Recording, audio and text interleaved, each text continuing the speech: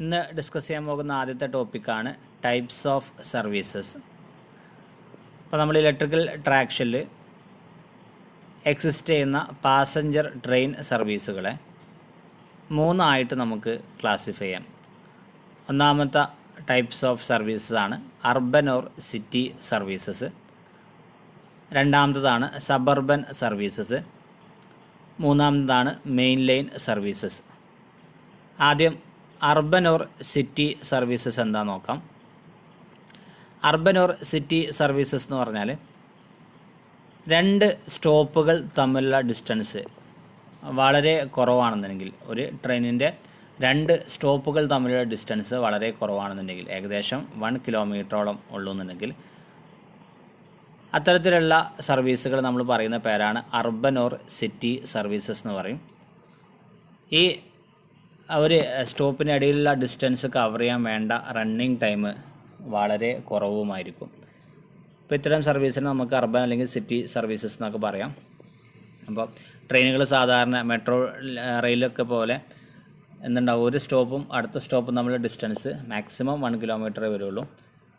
ആ 1 കിലോമീറ്റർ എത്താൻ വേണ്ട സമയം എന്തായിരിക്കും, വളരെ കുറവുമായിരിക്കും. അത്തരത്തിലുള്ള സർവീസുകൾ നമുക്ക് അർബൻ ഓർ സിറ്റി സർവീസസ് എന്ന് പറയാൻ പറ്റും. അതേപോലെ ഈ ഒരു ടൈപ്സ് ഓഫ് സർവീസിൻ്റെ ആക്സിലറേഷനും അതേപോലെ റിട്ടാർഡേഷനും വളരെ ഹൈ ആയിരിക്കും. വളരെ പെട്ടെന്ന് ആക്സിലറേഷൻ ആകും, അതേപോലെ തന്നെ വളരെ പെട്ടെന്ന് തന്നെ അത് റിട്ടാർഡേഷനും ആകും. അപ്പോൾ ട്രെയിന് സാധാരണ ട്രെയിൻ എന്ന് പറഞ്ഞാൽ മെല്ലെ സ്റ്റാർട്ട് ചെയ്ത് ഇങ്ങനെ തുടങ്ങി പിന്നെ ഗ്രാജ്വലി സ്പീഡ് കൂടി വന്ന് അങ്ങനെയാണ് അത് സ്റ്റാർട്ടാവുക. അതാണ് ആക്സിലറേഷൻ എന്ന് പറഞ്ഞാൽ. പിന്നെ അതേപോലെ സ്റ്റോപ്പ് ആകുന്ന സമയത്തും വളരെ മെല്ലെ എന്ത് ചെയ്യുള്ളൂ, കുറേ ഒരു സ്റ്റോപ്പ് നിർത്തുന്നു അതിന് കിലോമീറ്ററുകൾ മുമ്പായിട്ട് എന്ത് ചെയ്യും, അതിലോട്ട് നമ്മൾ അതിൻ്റെ സ്പീഡ് കുറഞ്ഞ് അങ്ങനെ റിട്ടാർഡേഷനും അല്ലേ നടക്കാം. എന്നാൽ അർബൻ ഓർ സിറ്റി സർവീസിൻ്റെ ആക്സിലറേഷനും റിട്ടാർഡേഷനും വളരെ പെട്ടെന്ന് എന്താവും, അതിൻ്റെ സ്പീഡ് ആക്സിലറേറ്റ് ചെയ്ത് മുന്നോട്ട് പോവുകയും ചെയ്യും, വളരെ പെട്ടെന്ന് റിട്ടാർഡേഷൻ ചെയ്ത് അവിടെ എന്ത് ചെയ്യും, അത് സ്റ്റോപ്പാകുകയും ചെയ്യും. അതുകൊണ്ട് തന്നെ നമുക്ക് പിന്നെ ഒരു ഷോർട്ട് ടൈം റണ്ണ് നമുക്ക് എന്ത് ചെയ്യാൻ പറ്റും, ഇതൊന്ന് ഒബ്റ്റെയിൻ ചെയ്തെടുക്കാൻ പറ്റും. അല്ലെങ്കിൽ അതേപോലെ തന്നെ ഒരു ഹൈ ആവറേജ് സ്പീഡും നമുക്ക് എന്ത് ചെയ്യാൻ പറ്റും, ഇതിന്ന് നമുക്ക് ഒബ്റ്റെയിൻ ചെയ്യാൻ പറ്റും. അപ്പോൾ ഇതിൽ ഇതിൻ്റെ ഒരു ഫിഗർ ശ്രദ്ധിക്കുക, ഇവിടെ കാണിച്ചിട്ടുണ്ട്. ഇതിൽ ഈ ഒരു ഫിഗർ ശ്രദ്ധിച്ചാൽ നിങ്ങൾക്ക് കാണാൻ പറ്റും. ഇവിടെ ഇതിൻ്റെ സ്പീഡ് ടൈം കർവാണ്. ഈ ഒരു വൈ ആക്സിസിൽ സ്പീഡ് കാണിച്ചിട്ടുണ്ട്, എക്സ് ആക്സിസിൽ ടൈമുണ്ട്. വളരെ പെട്ടെന്നാണ് ആക്സിലറേഷൻ കാണിക്കുന്നത്, അതേപോലെ തന്നെ വളരെ പെട്ടെന്നാണ് റിട്ടാർഡേഷനും കാണിക്കുന്നത്. ഇവിടെ ആക്സിലറേഷനും ബ്രേക്കിങ്ങും കോസ്റ്റിങ്ങും കാണിച്ചിട്ടുണ്ട്. ഇതിലെന്തില്ല, ഫ്രീ റണ്ണിങ് ടൈം ഇല്ല. അപ്പോൾ അർബൻ സർവീസസിൽ ഫ്രീ റണ്ണിങ് പീരീഡ് ഉണ്ടാവില്ല, വളരെ പെട്ടെന്ന് ആക്സിലറേഷൻ ചെയ്തു, പിന്നെ ഫ്രീ റണ്ണിങ് ടൈം പീരീഡ് ഉണ്ടാവില്ല. അപ്പോൾ തന്നെ എന്ത് ചെയ്തിട്ടുണ്ടാവും, റിട്ടാർഡേഷൻ ചെയ്ത് അവിടെ നിർത്താനായിട്ടുണ്ടാവും. അതാണ് കാരണം, 1 കിലോമീറ്റർ മാക്സിമം ഉള്ളൂ അതിൻ്റെ ഡിസ്റ്റൻസ് എന്ന് പറഞ്ഞാൽ. അപ്പോൾ അർബൻ സർവീസുകളിൽ ഫ്രീ റണ്ണിങ് പീരീഡ് ഉണ്ടാവില്ല, അതേപോലെ ഇതിൻ്റെ കോസ്റ്റിംഗ് പീരീഡ് എന്ന് പറഞ്ഞാൽ വളരെ കുറവായിരിക്കും, വളരെ പെട്ടെന്ന് എന്താകും, അത് സ്റ്റോപ്പ് ആകുകയും ചെയ്യും. അതുകൊണ്ട് തന്നെ കോസ്റ്റിംഗ് പീരീഡ് എന്തായിരിക്കും, വളരെ കുറവായിരിക്കും. ഇതാണ് അർബൻ ഓർ സിറ്റി സർവീസസ് എന്ന് പറഞ്ഞാൽ. ഇനി രണ്ടാമത്തെ നോക്കാം, സബർബൻ സർവീസസ് നോക്കാം. സബർബൻ സർവീസസ് എന്ന് പറഞ്ഞാൽ ഈ ഒരു ടൈപ്പ് ഓഫ് സർവീസസിൽ രണ്ട് സ്റ്റോപ്പുകൾ തമ്മിലുള്ള ഡിസ്റ്റൻസ് എന്ന് പറഞ്ഞാൽ അർബൻ സർവീസസിനേക്കാളും കൂടുതലായിരിക്കും, എന്നാൽ മെയിൻ ലൈൻ സർവീസിനേക്കാളും കുറവായിരിക്കും. അതായത് ഏകദേശം 1 കിലോമീറ്റർ ടു 8 കിലോമീറ്റർ വരെ ആയിരിക്കും രണ്ട് സ്റ്റോപ്പുകൾ തമ്മിലുള്ള ഡിസ്റ്റൻസ് എന്ന് പറഞ്ഞാൽ. 1 മുതൽ 8 കിലോമീറ്റർ വരെ ആയിരിക്കും നമ്മളെ സബർബൻ സർവീസുകളിലെ രണ്ട് സ്റ്റോപ്പുകൾ തമ്മിലുള്ള ഡിസ്റ്റൻസ് എന്ന് പറഞ്ഞാൽ. അപ്പോൾ ഇത്തരത്തിലുള്ള സർവീസുകൾ നമ്മൾ പറയുന്ന പേരാണ് സബർബൻ സർവീസസ് എന്ന് പറയും. നമ്മൾ നേരത്തെ പറഞ്ഞ പോലെ തന്നെ അർബൻ സർവീസസിൽ പറഞ്ഞ പോലെ തന്നെ ഇവിടെയും ഫ്രീ റണ്ണിങ് പീരീഡ് ഉണ്ടാവില്ല, അതേപോലെ കോസ്റ്റിംഗ് പീരീഡ് പിന്നെ കുറവായിരിക്കും. എന്നാലും കമ്പാരിറ്റീവ്ലി നമ്മൾ അർബൻ സർവീസസിനെ കമ്പയർ ചെയ്യുന്ന സമയത്ത് അതെന്തായിരിക്കും, കുറച്ച് കൂടുതലായിരിക്കും. ഇവിടെയും വളരെ പെട്ടെന്ന് തന്നെ ആക്സിലറേഷൻ സംഭവിക്കും, അതേപോലെ തന്നെ റിട്ടാർഡേഷനും സംഭവിക്കും. അങ്ങനെ നമുക്ക് എന്ത് ചെയ്യാൻ പറ്റും, ഒരു ഹൈ സ്പീഡ് ഷെഡ്യൂൾ നമുക്ക് എന്ത് ചെയ്യാൻ പറ്റും, അച്ചീവ് ചെയ്യാൻ പറ്റും. ഇതാണ് സബർബൻ സർവീസസ് എന്ന് പറഞ്ഞാൽ. പ്രധാനപ്പെട്ട മാറ്റം എന്ന് പറഞ്ഞാൽ, ഇതിലുള്ള പ്രധാനപ്പെട്ട ഒരു മാറ്റം എന്ന് പറഞ്ഞാൽ ഡിസ്റ്റൻസ് അർബൻ സർവീസ് ആകുമ്പോൾ 1 കിലോമീറ്റർ മാത്രമേ വരുള്ളൂ, സബർബൻ ആകുന്ന സമയത്ത് 1 to 8 കിലോമീറ്റർ വരെ വരുന്ന മാറ്റം എന്നുള്ളത്.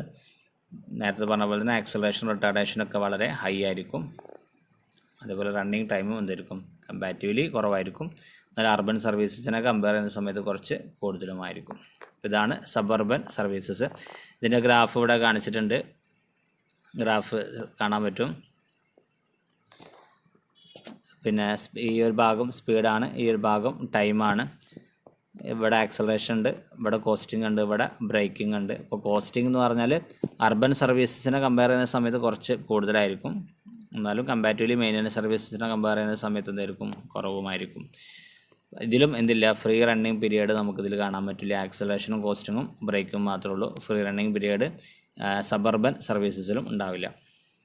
അപ്പോൾ ഇതാണ് സബർബൻ സർവീസസിൻ്റെ ഡീറ്റെയിൽസ്. ഇനി മൂന്നാമത്താണ് main line services. Main line services എന്ന് പറഞ്ഞാൽ 2 സ്റ്റോപ്പുകൾ തമ്മിലുള്ള ഡിസ്റ്റൻസ് 10 കിലോമീറ്ററിനേക്കാളും കൂടുതലാണെന്നുണ്ടെങ്കിൽ അതിനെ പറയുന്ന പേരാണ് മെയിൻ ലൈൻ സർവീസസ് എന്ന് പറയും. യൂഷ്വലി മോർ ദാൻ 10 കിലോമീറ്റർ എന്ന് പറഞ്ഞ പേരാണ് മെയിൻ ലൈൻ സർവീസസ് എന്ന് പറയും. ഇതിൽ ഈ മെയിൻ ലൈൻ സർവീസസിൻ്റെ സ്പീഡ് ടൈം കർവാണ് നമ്മൾ ആദ്യം കാണിച്ചത്, ഡിസ്കസ് ചെയ്തത്. റിയോസ്റ്റാറ്റിക് ആക്സലറേഷനും പിന്നെ അതിൻ്റെ ശേഷം ഫ്രീ റണ്ണിങ് പീരീഡും കോസ്റ്റിംഗ് ഒക്കെ ഉള്ള ഒരു ചാർട്ട് നമ്മൾ കണ്ടല്ലോ. അത് മെയിൻ ലൈൻ സർവീസസിൻ്റെ ഒരു ചാർട്ടാണ്, അല്ലെങ്കിൽ സ്പീഡ് ടൈം കർവാണ് നമ്മളവിടെ കണ്ടിട്ടുണ്ടാവുക. ഇതിനെന്തുണ്ടാകും, നേരത്തെ പറഞ്ഞ ലോ ആക്സലറേഷനും ഉണ്ടാവുള്ളൂ, ലോ റിട്ടാർഡേഷനും ഉണ്ടാവുള്ളൂ. എന്നാലും എന്തായിരിക്കും ഇതിൻ്റെ ഫ്രീ റണ്ണിങ് ടൈം എന്തായിരിക്കും, വളരെ കൂടുതലായിരിക്കും. അപ്പോൾ ഇതാണ് ഈ മെയിൻ ലൈൻ സർവീസസിൽ വരുന്ന കാര്യങ്ങൾ. അതിൻ്റെ പോയിന്റ് എന്ന് പറഞ്ഞാൽ the distance between 2 stop is long. 2 സ്റ്റോപ്പുകൾ തമ്മിലുള്ള ഡിസ്റ്റൻസ് വളരെ കൂടുതലായിരിക്കും. സാധാരണ 10 കിലോമീറ്ററിനേക്കാളും കൂടുതലായിരിക്കും. ഈ ഒരു സർവീസസിൽ in the services free running is of longer duration. ഇതിൽ ഫ്രീ റണ്ണിങ് എന്ന് പറഞ്ഞാൽ എന്തായിരിക്കും, വളരെ കൂടിയ ഡ്യൂറേഷൻ ഫ്രീ റണ്ണിങ് ആയിരിക്കും. കാരണം ട്രെയിന് ഓൺ ചെയ്ത് അത് മോട്ടറിലോട്ട് സപ്ലൈ കൊടുത്ത് അത് മൂവ് ചെയ്യാൻ തുടങ്ങി. മൂവ് ചെയ്ത് മെല്ലെ ആക്സലറേറ്റ് ചെയ്തു.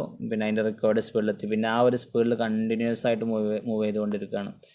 ആ സ്പീഡിലെത്തി. പിന്നെ അടുത്ത സ്റ്റോപ്പ് എത്താനാകുമ്പോൾ നമ്മൾ എന്തെങ്കിലും സ്പീഡ് കുറയുന്നുണ്ടാവില്ല. അപ്പോൾ ആ സ്പീഡ് കുറയുന്ന വരെ അത് ഫ്രീ റണ്ണിങ് പീരീഡിലാണ്. അപ്പോൾ അതുകൊണ്ട് തന്നെ ഈ ഒരു പിന്നെ ടൈപ്പ് ഓഫ് സർവീസസിൽ ഫ്രീ റണ്ണിങ് ടൈം പീരീഡ് എന്ന് പറഞ്ഞാൽ വളരെ കൂടുതലായിരിക്കും. അതേപോലെ duration of acceleration retardation is small. Acceleration retardation എന്നുള്ള ഡ്യൂറേഷൻ വളരെ ചെറുതാണ്. ഫ്രാക്ഷൻ ഓഫ് ടോട്ടൽ റണ്ണിങ് ടൈമുമായിട്ട് കമ്പയർ ചെയ്യുന്ന സമയത്ത് ആക്സലറേഷനുള്ള സമയം റിട്ടാർഡേഷനുള്ള സമയം വളരെ ഒരു ഫ്രാക്ഷൻ മാത്രമേ വരുള്ളൂ. കൂടുതലും ഫ്രീ റണ്ണിങ് പീരീഡ് ആയിരിക്കും അവിടെ വരുന്നുണ്ടാവാം. ഇതാണ് മെയിൻ ലൈൻ സർവീസസ് എന്ന് പറഞ്ഞാൽ. നെക്സ്റ്റ് ടോപ്പിക്കാണ് maximum speed or crest speed. VM എന്നുള്ള ലെറ്റർ കൊണ്ടാണ് നമ്മളതിനെ റെപ്രസെൻ്റ് ചെയ്യുക. അപ്പോൾ മാക്സിമം സ്പീഡ് അല്ലെങ്കിൽ ക്രസ്റ്റ് സ്പീഡ് ഡെഫിനിഷൻ പറയുന്നത് എങ്ങനെയാണ്, the highest speed attained by the train during the run is known as maximum speed or crest speed. അതായത് ഒരു ട്രെയിൻ റൺ ചെയ്യുന്ന ഡ്യൂറേഷനിൽ ആ ട്രെയിൻ അറ്റൈൻ ചെയ്തിട്ടുള്ള ഹയസ്റ്റ് സ്പീഡ്, ഏറ്റവും ഹയസ്റ്റ് ആയിട്ടുള്ള സ്പീഡിനെ പറയുന്ന പേരാണ് maximum speed or crest speed എന്ന് പറയും. രണ്ടാമതാണ് ആവറേജ് സ്പീഡ്. VA എന്നുള്ള ലെറ്റർ കൊണ്ടാണ് അതിനെ റെപ്രസെൻ്റ് ചെയ്യുക. ആവറേജ് സ്പീഡ് എന്ന് പറഞ്ഞാൽ ഒരു ട്രെയിന് സ്റ്റാർട്ട് ചെയ്ത് മുതൽ സ്റ്റോപ്പ് ചെയ്ത് വരെയുള്ള മീൻ സ്പീഡിനെ പറയുന്ന പേരാണ് ആവറേജ് സ്പീഡ് എന്ന് പറയും. അപ്പോൾ ആവറേജ് സ്പീഡ് കാണാനുള്ള ഇക്വേഷനാണ് distance between stops divided by actual time of run എന്ന് പറയും. അപ്പോൾ ട്രെയിന് സ്റ്റാർട്ട് ചെയ്തു, പിന്നെ അതേപോലെ കുറേ നേരം കഴിഞ്ഞിട്ട് എന്ത് ചെയ്തു, അത് സ്റ്റോപ്പ് ചെയ്തു, അതിൻ്റെ ഡെസ്റ്റിനേഷനിലെത്തി. അപ്പോൾ ആ 2 ഡെസ്റ്റിനേഷൻ തമ്മിലുള്ള അല്ലെങ്കിൽ 2 സ്റ്റോപ്പുകൾ തമ്മിലുള്ള ഡിസ്റ്റൻസ് ഡിവൈഡഡ് ബൈ എത്ര ടൈം എടുത്തു ആ ഒരു ദൂരം കവർ ചെയ്തെടുക്കാൻ, അതിനെ പറയുന്ന പേരാണ് ആവറേജ് സ്പീഡ് എന്ന് പറയും. അപ്പോൾ ഇവിടെ ട്രെയിനിൻ്റെ കേസ് ആയതുകൊണ്ട് തന്നെ നമുക്കിപ്പോൾ ഒരു സ്റ്റോപ്പിലെത്തിക്കഴിഞ്ഞാൽ അവിടെ കുറേ എന്തുണ്ടാവും, വെയിറ്റിംഗ് ഉണ്ടാകും അല്ലേ. ആ വെയിറ്റിംഗ് കഴിഞ്ഞിട്ടാൽ പിന്നെ ട്രെയിൻ പുറപ്പെടുള്ളൂ. അപ്പോൾ ഇവിടെ നമ്മൾ എന്ത് ചെയ്യണില്ല, ശരിക്ക് ആ ഷെഡ്യൂൾഡ് സ്പീഡിൽ എത്രത്തോളം അവിടെ നമ്മൾ ടൈം ഓഫ് സ്റ്റോപ്പ്, ഓരോ സ്റ്റോപ്പിൽ എത്രത്തോളം സമയം നമ്മൾ നിർത്തിയിട്ടു എന്നുള്ള കാര്യങ്ങളൊന്നും ഇതിൽ നമ്മൾ മെഷർ ചെയ്യണില്ല. ഇതിൽ പിന്നെ എത്ര ടൈം എടുത്തു എന്നുള്ള കാര്യം മാത്രമേ എന്ത് ചെയ്യുന്നുള്ളൂ, ഈ ആവറേജ് സ്പീഡ് നമ്മൾ മെൻഷൻ ചെയ്യുന്നുള്ളൂ. അപ്പോൾ അത് ശ്രദ്ധിക്കുക. ആവറേജ് സ്പീഡ് എന്ന് പറഞ്ഞാൽ distance between stops divided by actual time of run ആണ്. ഇനി ഷെഡ്യൂൾഡ് സ്പീഡ് നോക്കുക. ഷെഡ്യൂൾഡ് സ്പീഡ് എന്ന് പറഞ്ഞാൽ distance between stops divided by actual time of run plus time of stop. നമ്മൾ നേരത്തെ പറഞ്ഞത് distance between stops divided by actual time of run മാത്രമായിരുന്നു.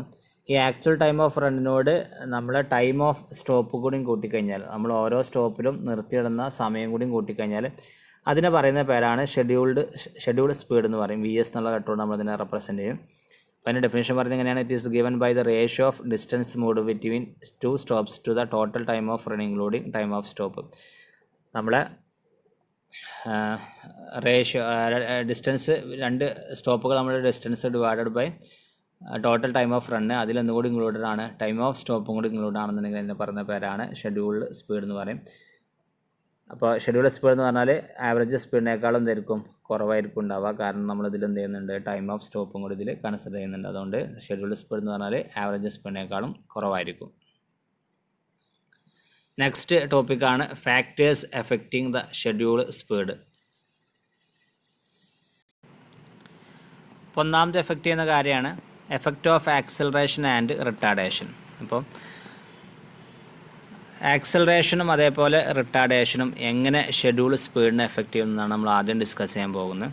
അപ്പോൾ നമ്മളൊരു പർട്ടിക്കുലർ ഡിസ്റ്റൻസ് കൺസിഡർ ചെയ്തു, 2 സ്റ്റേഷനടിയിൽ ഒരു പർട്ടിക്കുലർ ഡിസ്റ്റൻസ് കൺസിഡർ ചെയ്തു. അങ്ങനെ ആ ഒരു പർട്ടിക്കുലർ ഡിസ്റ്റൻസിൽ നമ്മൾ ആക്സലറേഷൻ്റെ റേറ്റും റിട്ടാർഡേഷൻ റേറ്റും വളരെ കൂടുതലാണെന്നുണ്ടെങ്കിൽ നമുക്ക് ആ ഒരു ടൈം ഓഫ് റൺ എന്തായിരിക്കും? വളരെ കുറവായിരിക്കും. ടൈം ഓഫ് റൺ കുറവാണെങ്കിൽ അവിടെ എന്തായിരിക്കും? നമുക്ക് കൂടുതൽ ഷെഡ്യൂൾ സ്പീഡ് ഉണ്ടാവും നമുക്ക് പറയാൻ പറ്റും. അപ്പം ഒരു ട്രെയിന് അത് വളരെ പെട്ടെന്ന് ആക്സലറേഷൻ ആവുന്നുണ്ട്, വളരെ പെട്ടെന്ന് റിട്ടാർഡേഷൻ ആവുന്നുണ്ട്. അങ്ങനെയാണെങ്കിൽ അവിടെ ഉണ്ടാകുന്ന ടൈം ഓഫ് റൺ എന്തായിരിക്കും?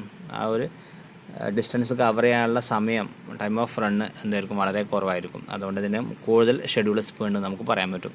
അപ്പോൾ ആക്സലറേഷനും റിട്ടാർഡേഷനും കൂടിക്കഴിഞ്ഞാൽ ഷെഡ്യൂൾ സ്പീഡ് എന്ത് ചെയ്യും? കൂടും. രണ്ടാമത്താണ് എഫക്റ്റ് ഓഫ് മാക്സിമം സ്പീഡ്. അപ്പോൾ നമ്മളൊരു പർട്ടിക്കുലർ ഡിസ്റ്റൻസ് കൺസിഡർ ചെയ്തു. അപ്പോൾ അതിൽ മാക്സിമം സ്പീഡ് എന്താണ്? വളരെ കൂടുതലാണെന്നുണ്ടെങ്കിൽ നമുക്ക് ടൈം ഓഫ് റൺ എന്തായിരിക്കും? വളരെ കുറവായിരിക്കും. അപ്പോൾ ഷെഡ്യൂൾഡ് സ്പീഡ് എന്തായിരിക്കും? വളരെ കൂടുതലായിരിക്കും. അപ്പോൾ മാക്സിമം സ്പീഡ് കൂടിക്കഴിഞ്ഞാൽ അവിടെ ഉണ്ടാകുന്ന ഷെഡ്യൂൾഡ് സ്പീഡ് എന്തായിരിക്കും? വളരെ കൂടുതലായിരിക്കും. മൂന്നാമത്തെ ഫാക്ടറാണ് effect of duration of stop. അപ്പോൾ സ്റ്റോപ്പിൻ്റെ ഡ്യൂറേഷൻ കൂടിക്കഴിഞ്ഞാൽ, ഇപ്പോൾ ഒരു ട്രെയിന് ഒരു സ്റ്റോപ്പിലെത്തി അവിടെ നിർത്തിയിടുന്ന സമയം കൂടുതലാണെന്നുണ്ടെങ്കിൽ നമുക്കെന്ത് പറയാൻ പറ്റും? അവിടെ ആ ട്രെയിനിൻ്റെ ഷെഡ്യൂൾ സ്പീഡ് കുറവാകും, അല്ലെങ്കിൽ കുറവാകാനുള്ള സാധ്യത ഉണ്ട്. കാരണം നമുക്കറിയാം ഷെഡ്യൂൾ സ്പീഡ് എന്തിനെ ഡിപ്പെൻഡൻ്റ് ആണ്? ശരിക്കും ടൈം ഓഫ് സ്റ്റോപ്പിന് ഡിപ്പെൻഡൻ്റ് ആണ്. അപ്പോൾ ടൈം ഓഫ് സ്റ്റോപ്പ് കൂടിക്കഴിഞ്ഞാൽ ഷെഡ്യൂൾ സ്പീഡ് കുറയുമെന്ന് നമുക്ക് പറയാൻ പറ്റും. അപ്പോൾ increases in duration of stop decreases schedule speed. സ്റ്റോപ്പിൻ്റെ ഡ്യൂറേഷൻ കൂടിക്കഴിഞ്ഞാൽ അവിടെ എന്ത് ചെയ്യും? ഷെഡ്യൂൾ സ്പീഡ് കുറയുകയാണ് ചെയ്യുക. അപ്പോൾ അതാണ് മൂന്നാമത്തെ ഇതിനെ എഫക്റ്റ് ചെയ്യുന്ന ഫാക്ടർ എന്ന് പറഞ്ഞാൽ.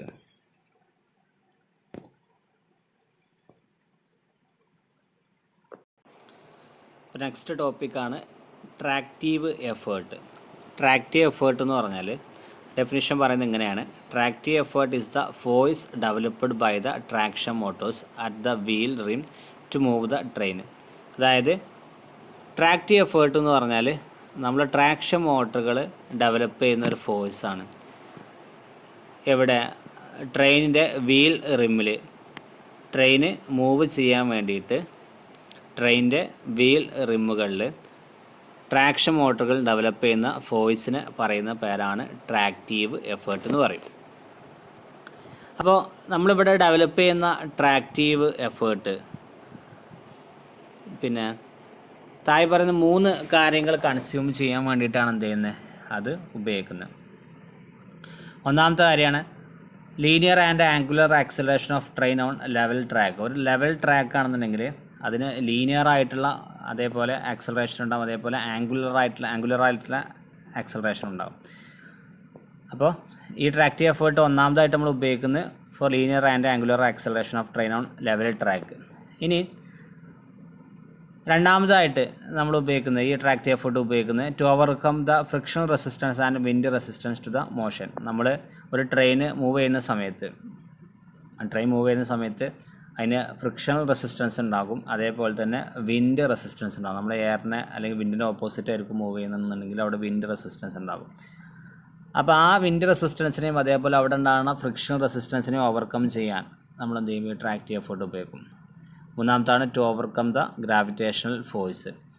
അതായത് ഈ ട്രാക്റ്റീവ് എഫേർട്ട് നമ്മൾ ഉപയോഗിക്കുന്നത് മൂന്നാമത്തെ കണ്ടീഷനാണ്, ഗ്രാവിറ്റേഷണൽ ഫോഴ്സിനെ ഓവർകം ചെയ്യാൻ. അപ്പോൾ ട്രെയിന് ഒരു അപ്ഗ്രേഡിയൻറ്റോ ചെറുതായിട്ടുള്ള കയറ്റോ ഒക്കെ വരുന്ന സമയത്ത് അവിടെ നിന്ന് ഉണ്ടാകും ഒരു ഗ്രാവിറ്റേഷണൽ പുള്ള് താഴേക്ക് ഉണ്ടാകും.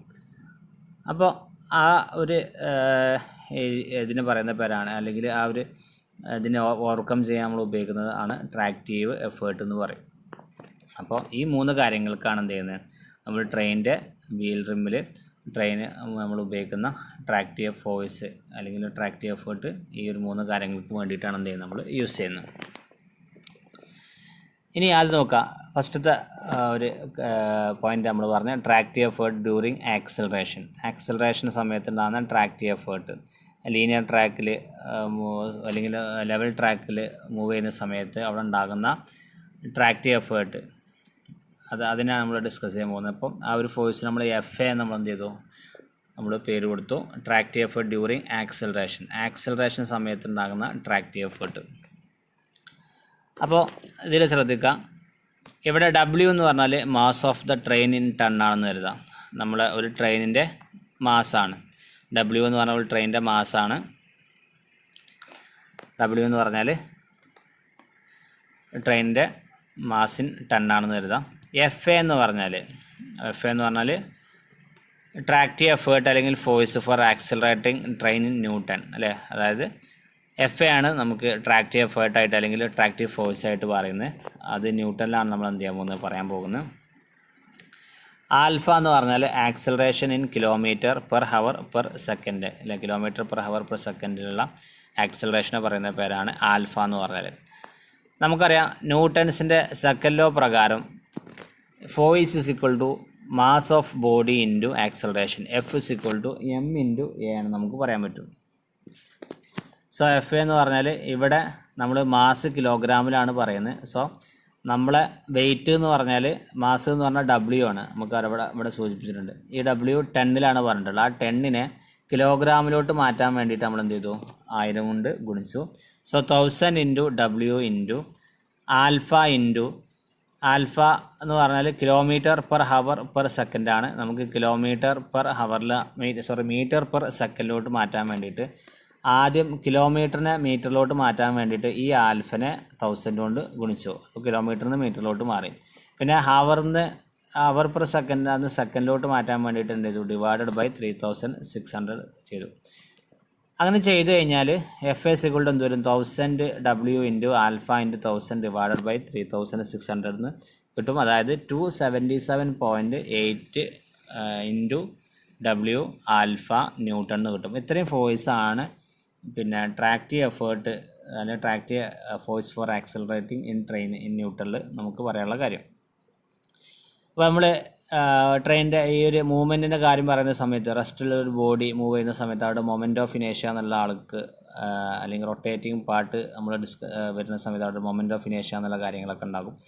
അപ്പോൾ അതും കൂടി നമ്മൾ പിന്നെ കൺസിഡർ ചെയ്യുന്ന സമയത്ത് ഒരു ബോഡിൻ്റെ ട്രെയിനിൻ്റെ വെയിറ്റ് W ആണെന്നുണ്ടെങ്കിലും ശരി, എഫക്റ്റീവ് വെയിറ്റ് എന്ന് പറഞ്ഞാൽ ശരിക്ക് ഈ മൊമെൻറ്റ് ഓഫ് ഇനേഷ്യം കൂടി വരുന്ന സമയത്ത് ഇതിൻ്റെ 80 to 50% ഓഫ് W കൂടി കൂടുതലായിട്ട് വരും. അതായത് അവിടെ ഇപ്പോൾ ഒരു 100 കിലോ ആണെന്നുണ്ടെങ്കിൽ 100 അത് പിന്നെ മൊമെൻറ്റ് ഓഫ് ഇനേഷ്യം കൺസിഡർ ചെയ്യുന്ന സമയത്ത് ആ 100ൻ്റെ ഒരു 15% വരെ എന്ത് ചെയ്യും, വെയിറ്റ് കൂടി കൂടുതൽ വരും. ഇപ്പോൾ ഒരു 15 കിലോ കൂടി വന്നാൽ 115 കിലോഗ്രാം ഏകദേശം വെയിറ്റ് വരുന്നത്. അതേപോലെ തന്നെ ഇവിടെ W ആണെന്നുണ്ടെങ്കിൽ ആ Wൻ്റെ 80 to 50% കൂടി അവിടെ എന്ത് വരും, വെയിറ്റ് വരും. അപ്പോൾ നമ്മൾ അതും കൂടി കൺസിഡർ ചെയ്യണമെന്നുണ്ടെങ്കിൽ W എന്ന് പറഞ്ഞാൽ ശരിക്കും എങ്ങനെ വരിക, അപ്പോൾ effective or accelerating mass of train എന്ന് പറഞ്ഞാൽ ആക്സലറേറ്റിംഗ് ട്രെയിനിൻ്റെ എഫക്റ്റീവ് മാസ് അല്ലെങ്കിൽ ആക്സലറേറ്റിംഗ് മാസ് എന്ന് പറഞ്ഞാൽ അത് WE നമ്മൾ പേര് കൊടുത്തു. W ഇതാണ് എഫക്റ്റീവ് മാസ് അല്ലെങ്കിൽ ആക്സലറേറ്റിംഗ് മാസ് എന്ന് പറഞ്ഞാൽ അത് അതിൻ്റെ ഒറിജിനൽ വെയിറ്റ് W പ്ലസ് നമ്മൾ ഈ 80 to 50% ഓഫ് W ഡാഷ് എന്ന് കൊടുത്തു അല്ലെങ്കിൽ W1 എന്ന് കൊടുത്തു. അപ്പോൾ WE = W plus W dash എന്ന് നമ്മൾ കൊടുത്തു കഴിഞ്ഞാൽ അതാണ് എഫക്റ്റീവ് വെയിറ്റ് ആയിട്ട് വരിക. അപ്പോൾ നമ്മൾ ഈ ഒരു ഇക്വേഷൻ ഇവിടെ 277.8 W എന്നാണ് നമ്മളിവിടെ കൊടുത്തിരുന്നത്. അതിൻ്റെ പകരം ഇവിടെ എന്ത് വരും, FA = 277.8 WE ആൽഫ ന്യൂട്ടൺ എന്ന് വന്നു. അപ്പോൾ ഇതാണ് ഒരു ആക്സലറേഷൻ സമയത്തുള്ള ഒരു ട്രെയിനിൻ്റെ ആക്സലറേഷൻ സമയത്തുള്ള ട്രാക്റ്റീവ് എഫേർട്ട് എന്ന് പറഞ്ഞാൽ. അപ്പോൾ FA = 277.8 WE ആൽഫ ന്യൂട്ടൺ. രണ്ടാമത്തതാണ് tractive effort to overcome train resistance. നമ്മൾ FR എന്നുള്ളതുകൊണ്ടാണ് അതിനെ റെപ്രസെൻ്റ് ചെയ്യുന്നത്. അപ്പോൾ നമ്മൾ ട്രെയിന് മൂവ് ചെയ്യുന്ന സമയത്ത് അവിടെ കുറച്ച് റെസിസ്റ്റൻസ് ഉണ്ടാകും.